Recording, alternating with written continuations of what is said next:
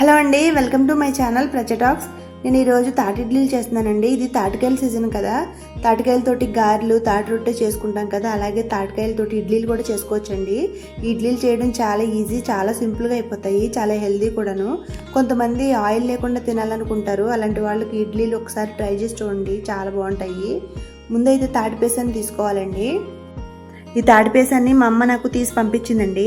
తాటికాయలని ఇలాంటి స్టీల్ డబ్బాకేసి గీరితే టెంకుకున్న గుజ్జంతో కూడా వచ్చేసిద్దండి. నాకు ఎప్పుడు కూడా తాటికాయల సీజన్ వచ్చిందంటే చాలు మా అమ్మ ఇలాగ తాటిపేసాన్ని తీసి పంపించిద్ది. ఇంక ఇందులో పీసులు ఉన్నాయి కదండి, దీన్ని మనం స్ట్రెయిన్ చేసుకోవాలి. నా దగ్గర ఇలాంటి ప్లాస్టిక్ స్ట్రైనర్ ఉందండి. నేను ఇంకా ఇందులో తాటిపేసాన్ని కొద్దిగా వేసుకుని చేత్తో తిప్పుకుంటుంటే గుజ్జంతా కింద పెట్టిన గిన్నెలోకి దిగిపోతుంది, పీసులు మాత్రం పైన ఆగిపోతాయి. ఇలాగే మొత్తం పేసాన్ని కొంచెంగా స్ట్రైన్ చేసుకుంటున్నానండి.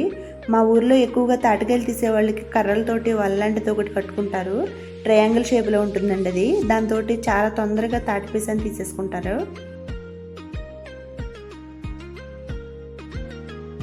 ఈ తాటి ఇడ్లీకి ఇంకా బెల్లం కావాలండి. సరిపడా బెల్లాన్ని తీసుకుని ముందు చిన్న ముక్కలు చేసుకుని తర్వాత మిక్సీ గిన్నెలో వేసుకుని మెత్తగా పౌడర్ లాగా చేసుకోవాలండి.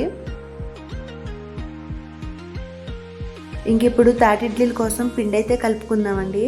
నేను తీసిన పేసం చాలా ఎక్కువ అండి, అంత అయితే అవసరం లేదు. ఇడ్లీలే కదా, ఎక్కువ రోజులు ఆగవు. మనం ఇన్స్టెంట్గా చేసుకుంటాం కాబట్టి కొంచెం పిండితోనే చేసుకోవాలి. ఇది ఎప్పటికప్పుడు మనం చేసుకుని తినొచ్చు. దీన్ని నైట్ అంతా పులియబెట్టాల్సిన పని అయితే ఏం లేదండి, ఎప్పుడు కావాలంటే అప్పుడు తినొచ్చు. అందుకోసమే నేను కొద్దిగా మాత్రమే తాటిపేసాన్ని వేసుకుంటున్నాను. తర్వాత ఒక కొబ్బరి చెక్క పైన ఉన్న బ్రౌన్ కలర్ అంతా తీసేసి ఓన్లీ వైట్ మాత్రమే మిక్సీ పట్టుకుని కొబ్బరి పొడి వేసుకుంటున్నానండి. తాటి ఇడ్లీలో కొబ్బరికాయ వేసుకుంటే చాలా బాగుంటుందండి, అందుకని నేను వేసాను. తర్వాత వామ్ వేసుకోవాలండి. 1 స్పూన్ వరకు వామ్ తీసుకుని చేత్తో బాగా నలుపుకుని నేనైతే వేసుకుంటున్నానండి. తర్వాత బెల్లాన్ని వేసుకోవాలండి. ముందుగా మిక్సీ పట్టిన బెల్లాన్ని మన టేస్ట్కి తగినట్లుగా వేసుకోవాలి. ఇక్కడ కావాలంటే పంచదారను కూడా వేసుకోవచ్చండి, నేనైతే బెల్లాన్నే వేసాను. ఇంకా బెల్లాన్ని కరగబెట్టుకుని కూడా వేసుకోవచ్చు.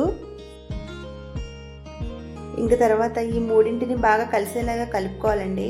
ఇలా కలుపుకోవడం వల్ల బెల్లం తొందరగా పిండిలో కలిసిపోతుంది.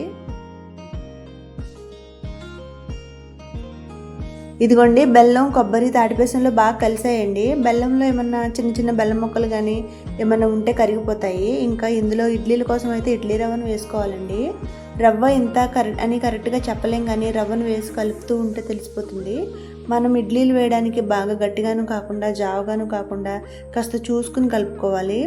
ఇప్పుడే ఇడ్లీ పిండిలో తీపి సరిపోయిందో లేదో ఒకసారి చూసుకుని సరిపోకపోతే కొద్దిగా వేసుకుని పిండిని అయితే బాగా కలుపుకుని పక్కన పెట్టుకోవాలండి.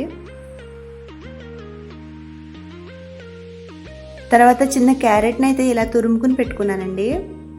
తర్వాత ఇడ్లీలు వేయడానికి ఇడ్లీ రేకుకి కొద్దిగా ఆయిల్ అయితే అప్లై చేసుకోవాలండి.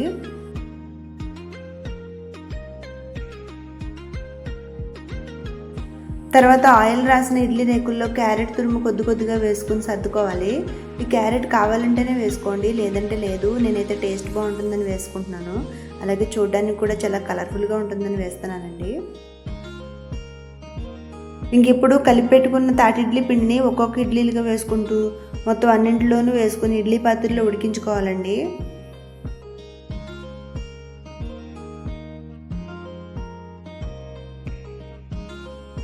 స్టవ్ను లో ఫ్లేమ్లో పెట్టుకుని 20 నిమిషాల సేపు ఉడికించుకుంటే ఇడ్లీలు అయితే రెడీ అండి. కొంచెం చల్లారిన తర్వాత ఈ తాటి ఇడ్లీలను ఒక ప్లేట్లో వేసుకోవాలండి. ఇదిగోండి, ఎంతో టేస్టీగా ఉండే తాటి ఇడ్లీలు అయితే రెడీ అండి.